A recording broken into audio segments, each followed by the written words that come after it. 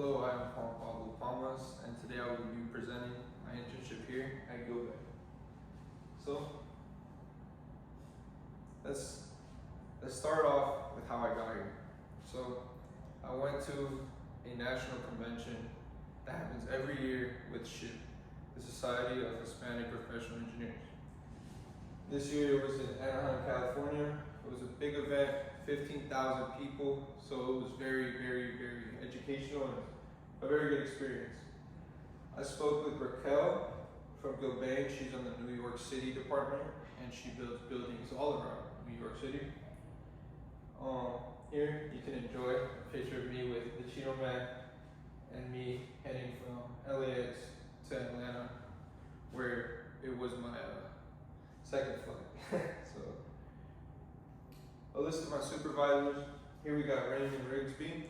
He is my senior project executive, and he oversees the entire project and a couple other projects we have here in South Florida. Alex McIntyre is my senior project manager, which he is currently out on parental leave. He just had a baby, so congrats to him. We have Scott Weiss. He's our other senior project manager, and he's on site every day, making sure that operations go and run smoothly. Daryl Balecki is our senior MEP professional, and he's out on site, boots on the ground, making sure that all the subs are doing everything correctly and safely, of course. We got Alan Morris, senior superintendent. He just came from our Texas department and came down and joined us on my second week of employment. So it was really nice to meet him. Really great guy. And he's always with tagging along with Daryl. And then we got Luke Atchison. He's our assistant project manager, and he's on DeAngelis Diamond side because it is a Gilbane and DeAngelis Diamond project, so it's a joint venture. And then Alex Herrero, field engineer. He's out in and out the office, making sure that things are getting done, and with me, showing me the ropes. So these are all the list of my supervisors.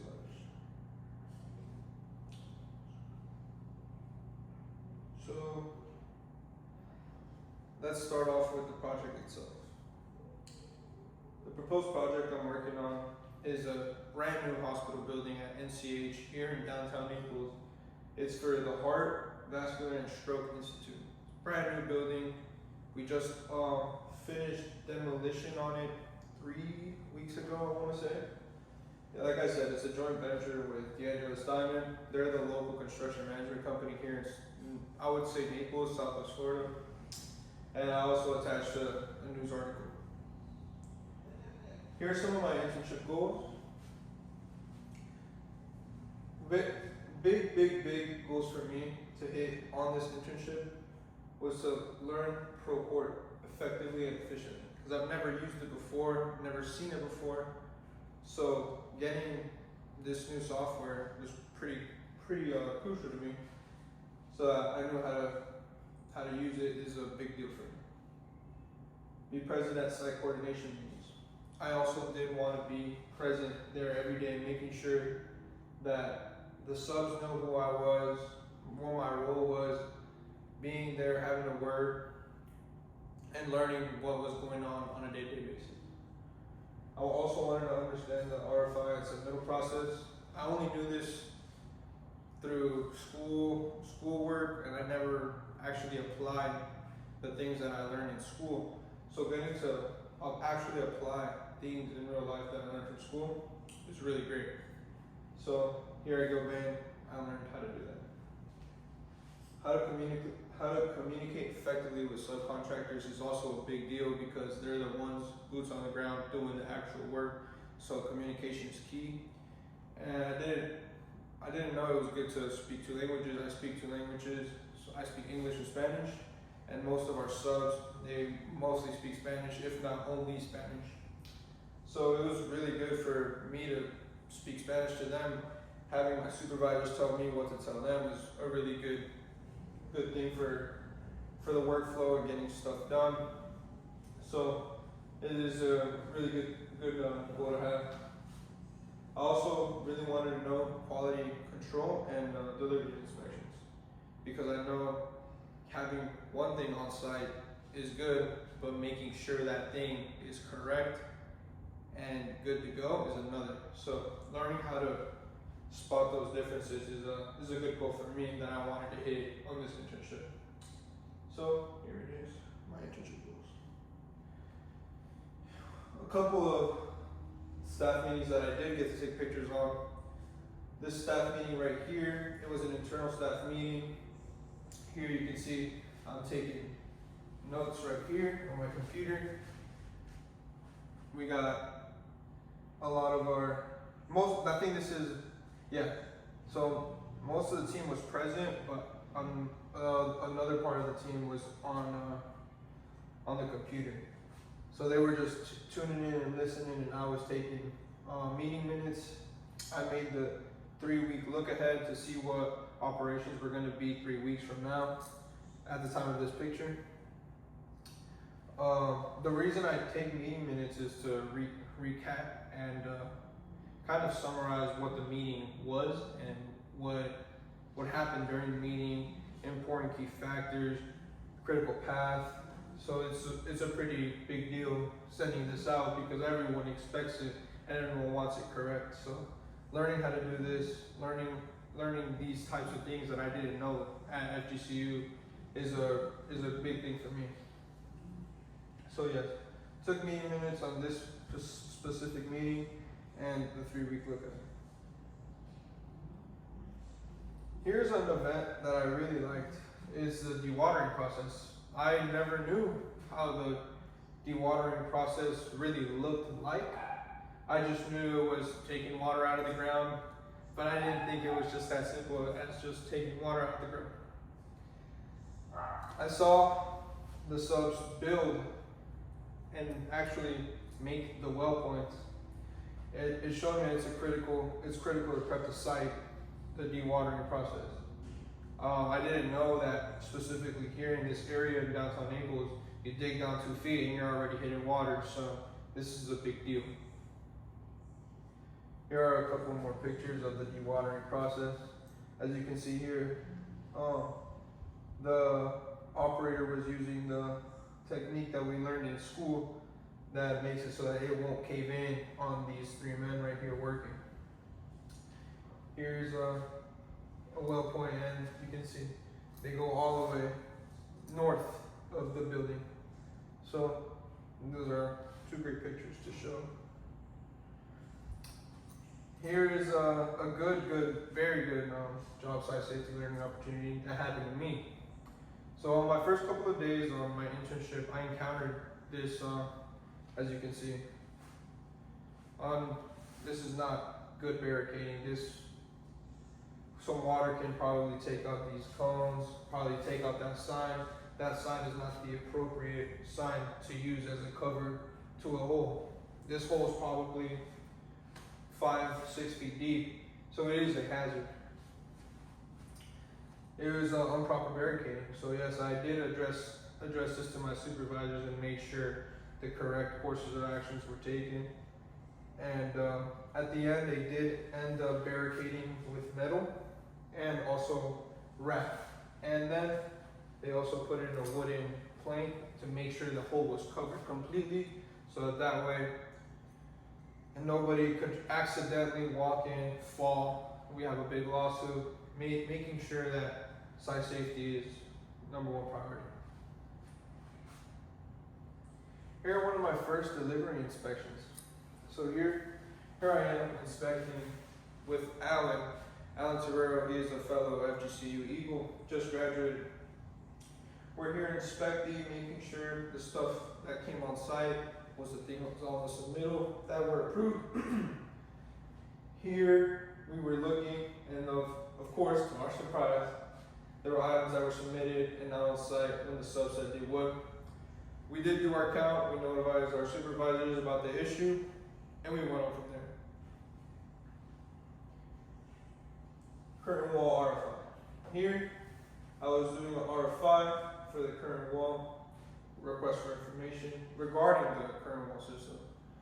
So I reviewed the shop drawings and I noticed a discrepancy of the architectural elevations and the structural anchor locations. I sent it to the A&E team. through Procore to get this sorted out, and they did. Here, I had another meeting. This is on Teams. Most of our meetings are on Teams.